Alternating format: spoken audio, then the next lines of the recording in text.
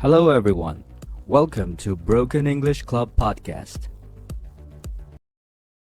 What if the most dangerous thing you could do for your career right now is to rely entirely on the things you're already an expert at? I mean, that's a pretty terrifying thought. Right. But think about it. You spend years, maybe even decades, mastering a specific domain. You understand all the frameworks, you know the tools. You basically build your whole professional identity around being the person with the answers. Exactly. And then the underlying architecture of how work actually gets done just completely shifts. The tools you mastered are automated. And those frameworks are suddenly obsolete. It's highly disorienting. Yeah. And honestly, if you're listening to this, you are likely already navigating this reality.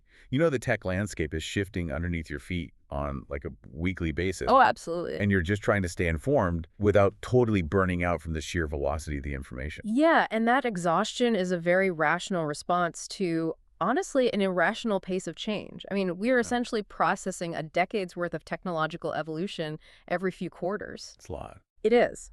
But the source material we're looking at today, this excerpt titled, "The Architect of Adaptation, Learning in the AI Age," it suggests our exhaustion actually comes from a structural flaw in how we think about our own skills. A structural flaw. Yeah, we're trying to apply an old paradigm of learning to a completely novel environment. The core thesis here takes that old, motivational cliche of never stop learning and recontextualizes it. Right. It makes it a literal economic survival imperative. Exactly. It argues that continuous adaptation is no longer just this nice extracurricular activity, it's the primary job description. Okay, let's unpack this. Yeah. Because to understand how to actually execute that adaptation, we have to look at why the text argues our old definition of learning is officially dead. Right, the traditional industrial model of education. Yeah, that model where you spend, the first quarter of your life acquiring this dense package of specialized knowledge, Yeah. and then you spend the next 40 years monetizing that exact same package. Well, the mathematics of that model simply do not work anymore. No, they don't. It relied on a stable environment where the half-life of a learned skill was measured in decades. But the text points out that AI has compressed that half-life dramatically. So you can't rely on a static inventory of knowledge anymore. No, not at all. The way I conceptualize that old model is it's like filling up a gas tank. Oh, I like that. Right, you pull into the gas station of your university or maybe your early career training, and you fill your cognitive tank to the absolute brim. And then you just pull out onto the highway. Exactly. You pull out and you hope that one tank gets you all the way to retirement. But if you apply that analogy to the current landscape, I mean, the highway isn't a flat, predictable interstate anymore. The terrain is constantly shifting. Right. The gas tank model leaves you stranded because you just can't store enough upfront knowledge to navigate obstacles that haven't even been invented yet. So what's the alternative? Well, the text suggests the new model of learning is much closer to driving a hybrid vehicle with regenerative braking. Oh, interesting. So the friction actually helps you. Yes, the actual friction of the road, the braking, the accelerating, navigating the new challenges, that is what actively recharges the battery. Meaning learning isn't a destination you visit anymore. Right. It's an ambient, continuous process that happens at the exact same time you're executing your work. You are learning through the friction of doing. This raises an important question, though. What happens to the people who refuse to recharge? That is the big question. Because if learning is ambient and we're using AI to do the work, the text defines the AI not just as an execution tool, but as a mirror. Yes, the mirror concept, it's brilliant. It acts as a real-time reflection of our own cognitive gaps. Like when you interact with these models, trying to get them to do a task, and they return a flawed or nonsensical output, it is so easy to blame the machine. Oh, everyone blames the machine. Right. But the text argues that more often than not, the machine is just reflecting your own lack of clarity. Yeah, your own core logic or your inability to properly decompose a problem. And the mirror concept is vital because it shifts the locus of responsibility right back to the user. It really does. And, there's this profound anxiety right now about obsolescence. People have this fear that machines are just going to simply replace us. Yep, the replacement fear is everywhere. But the text confronts this directly. It states that AI will not replace human workers. AI will replace workers who refuse to look in that mirror and adapt. Wow. There's a specific quote here that really anchors the entire argument. He says, "If you stop learning, you aren't just standing still, you're falling behind the pace of innovation. But if you embrace AI as a co-pilot, your capacity to improve becomes exponential. Okay, I have to challenge this premise entirely, Do it. because this is where the theory hits a very messy reality. If we treat AI as an exponential co-pilot and offload our problem solving to it, aren't we just risking severe cognitive atrophy? Ah, the calculator argument. Exactly. Think about the calculator. We stopped doing long division because the calculator did it for us, and our raw mental math skills degraded. Yeah, it's a fair point. If we use AI to write our code, structure our arguments, analyze our data, aren't we outsourcing our critical thinking? Right. I mean, on a Tuesday afternoon when I'm stuck on a project, it's easy to say, embrace the co-pilot. But if the model hallucinates or gives me highly plausible but totally incorrect information, I'm not accelerating my improvement. I'm rapidly accelerating my own incompetence. That is the exact trap the text warns against, and it's why understanding the mechanism of the copilot is so crucial. Okay, how does the text separate the two? The source draws a really sharp distinction between offloading execution and offloading evaluation. Okay. You are entirely correct that if you outsource the evaluation of the output, you're going to experience cognitive atrophy. Right, because you aren't thinking anymore. Exactly, but the exponential improvement happens because the AI drastically accelerates the cycle time of generating options. So it's about the speed of iteration. Yes. You still have to possess the domain knowledge, the taste, and the critical judgment to verify the work. In fact, because the AI can generate 50 variations of a strategy in seconds, your critical thinking muscles are actually exercised much more frequently. Oh, I see. You're shifting from being the person who drafts the document to the editor who has to aggressively critique and refine it. Precisely. So the friction of catching the AI's hallucination or correcting its flawed logic is actually part of that ambient learning process. Yeah, you're stress testing your own expertise against the model's output. Which leads perfectly into the 3 specific mechanics of AI-fueled improvement that the source outlines. Right. The first is what they call accelerated feedback loops. And to understand why accelerated feedback loops are so transformative, we really have to look at the psychological friction of traditional feedback. It's usually a nightmare. It is. In a standard professional environment, getting feedback is inherently slow and socially complex. You wait for an annual performance review or a code review or a client edit. Which takes forever. And that process is entangled with ego, workplace politics, and just natural human defensiveness. We biologically perceive professional critique as a threat to our status. Because it is. I mean, if your manager tells you your strategic proposal is riddled with logical holes, your amygdala spikes. Exactly. You're suddenly worried about your bonus, your reputation, your job security. But the mechanism of AI feedback bypasses that ego defense entirely. How so? Well, when a machine highlights a flaw in your logic, it's purely objective. There is no social consequence. That's true. It's not going to fire you. Right. You can feed a draft into a model and ask it to violently tear apart your argument. You can ask it to find the weak points and highlight your cognitive biases. And the removal of that social friction just lowers the cognitive cost of failure to near zero. Exactly. You can iterate on a bad idea 20 times in private before you ever expose it to a human being. The text argues that this non-judgmental, instantaneous feedback loop lets you learn through rapid micro-failures. Rather than waiting for a catastrophic public failure. Here's where it gets really interesting. That rapid iteration directly powers the second mechanic the text highlights, the 0-to-1 advantage. This is a big one. It's massive. This is where the mechanics of how we work fundamentally change. The traditional barrier to entry for any new technical skill was always syntax and tooling. Right, the grammar of the skill. Yeah. If you wanted to build a web app, your 0-to-1 phase required you to spend months learning the grammar of a programming language. You had to memorize where to place the semicolons before you could actually build the thing you imagined. But the source notes that natural language has now become the new machine language. The barrier of syntax has been obliterated. Which is incredibly empowering. You don't have to be an expert to start anymore. No, but the text makes a critical distinction here.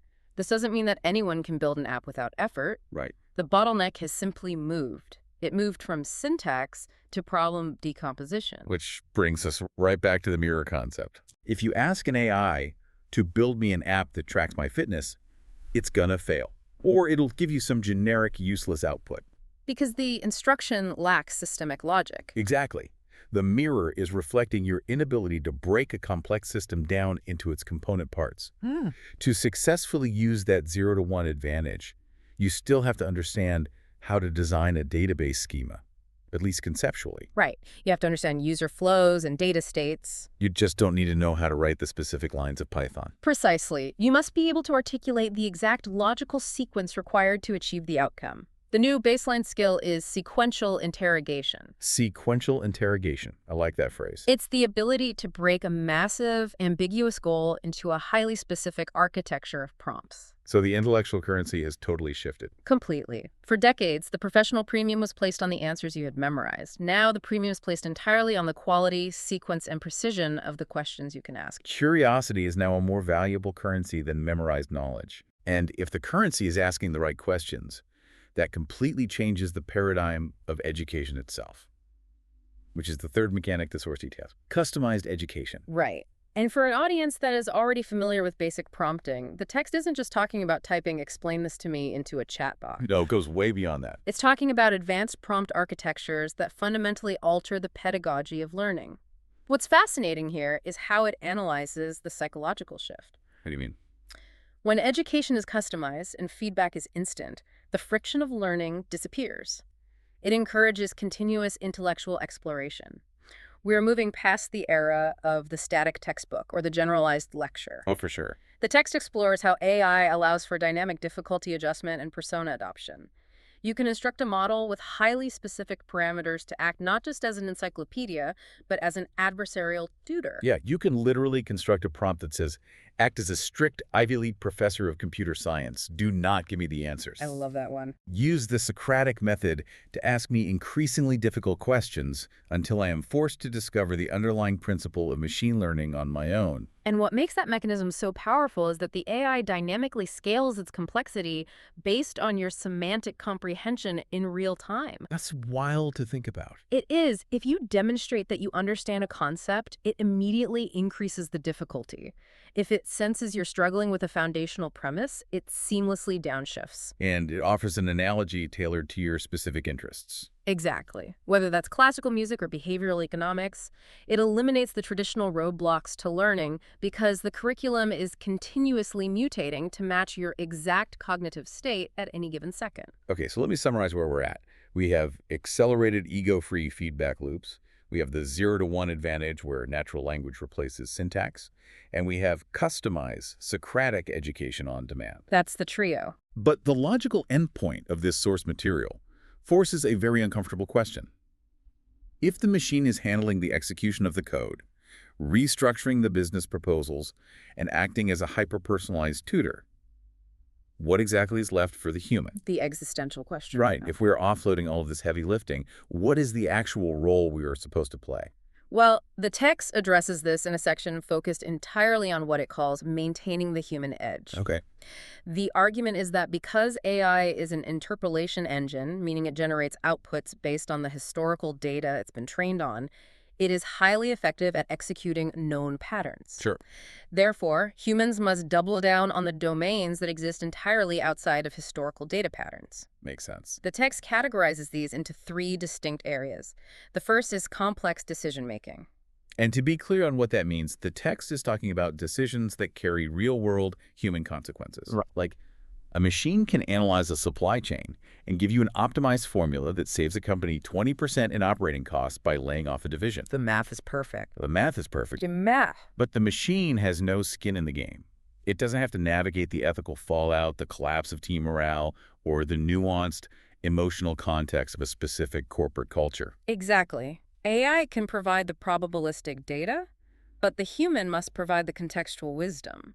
Which requires empathy. Yes, an understanding of biological and social risk that a purely mathematical model simply cannot possess. Okay, what's the second area? The second area the text highlights is creative synthesis. While AI interpolates within its training distribution, human creativity often involves extrapolating outside of it. So, connecting the dots between entirely unrelated fields. Yes, it's the ability to take a concept from evolutionary biology, combine it with 17th century architecture, and apply it to a modern software interface. It's the sudden illogical leap of intuition. Exactly, which machines struggle with. Because, by definition, an illogical leap violates a statistical probability model. Which leads to the third and perhaps most vital area the source identifies: human connection. This is the anchor. You can automate the execution of a task, but you cannot automate the biological sync of trust. You can deploy an AI to draft a perfectly optimized email negotiation, sure. But you still have to close the deal. Right. The actual trust required to close a high-stakes partnership is built over shared human experiences. It's built through the subconscious reading of body language, the shared vulnerability of a difficult conversation, and just the mutual understanding of human stakes. If we connect this to the bigger picture, when you synthesize these three areas, complex decision-making, creative synthesis, and human connection, the broader narrative of the text becomes clear. We're undergoing a massive evolutionary step. Yes, we are undergoing a fundamental identity shift in the modern economy. We are transitioning away from being the workers who execute the individual repetitive tasks. So what does this all mean? By offloading the mundane execution to our exponential co-pilot, we are freed and honestly required to become the architects of the problem-solving process itself. It means AI clears the brush, but you still have to design and build the house. That is the perfect way to phrase it. You are no longer the person carrying the lumber and hammering the nails. Right. The AI is doing the physical labor of the data processing and the formatting. But you have to hold the vision of the house. You have to decide if the house should even be built in the first place. Or how it integrates with the neighborhood. Exactly. And how it serves the people living inside it. You are the architect, but you can only hold that role if you understand how to direct the machines doing the building. Which brings us right back to the survival imperative we discussed at the beginning. Full circle. You cannot direct the machines if you refuse to learn how they operate. And the text concludes not with a philosophical summary, but with a highly tactical challenge aimed directly at the reader. I love this part. It explicitly advises against trying to learn everything at once, like mastering every new tool that launches each week. That is the quickest path to the exact burnout we are trying to avoid. It's impossible anyway. So the challenge is hyper-specific. Don't try to learn everything. Pick one single thing. Just one. Look at your daily workflow. Find the one specific task or concept that you have been actively avoiding because it feels too intimidating or outside your traditional expertise. Take that one thing, open an AI model, and use the natural language advantage to just get started. But do not ask it to do the work for you. Crucial point. Ask it to break the process down. Instruct it to act as that Socratic tutor we discussed, and spend just 20 minutes letting the model guide you past that initial 0 to 1 barrier of friction. Spend just 20 minutes learning it today. Because the final takeaway from the text is that in an AI-driven world, the ability to adapt to new information is the only remaining constant. It is the only fixed asset you have left that doesn't depreciate. But, before we wrap up, I want to leave you, the listener, with a final thought to mull over. Something that builds on the text, but pushes into slightly more unsettling territory. Okay, let's hear it. So the source material definitively states that our ultimate human edge relies on empathy, the biological think of trust, and genuine human connection. Right, it positions that as the fortress that machines cannot breach. But here is the reality of those accelerated feedback loops we just explored. These models are currently learning to mimic our emotional responses. Yeah, they are. They are being trained through billions of human interactions to simulate patience, to simulate active listening, and to become better tutors by simulating deep empathy. It's getting harder to tell the difference. Exactly. So as you go out and tackle that 20-minute challenge today and you interact with a customized tutor, ask yourself this. As these models become so sophisticated that their simulated empathy is utterly indistinguishable from the real thing, how will we continue to define human connection? That is a deep question. If a machine can perfectly perform the mechanics of empathy, what is the core truth of the interaction that remains exclusively ours? It really challenges the very foundation of how we define our value in a post-execution economy. It requires us to constantly redefine what it means to be the architect. Keep questioning those boundaries, keep adapting, and we'll be right here ready to unpack the next shift with you the next time you're ready to dive in. Thanks for bringing your curiosity to the deep dive today.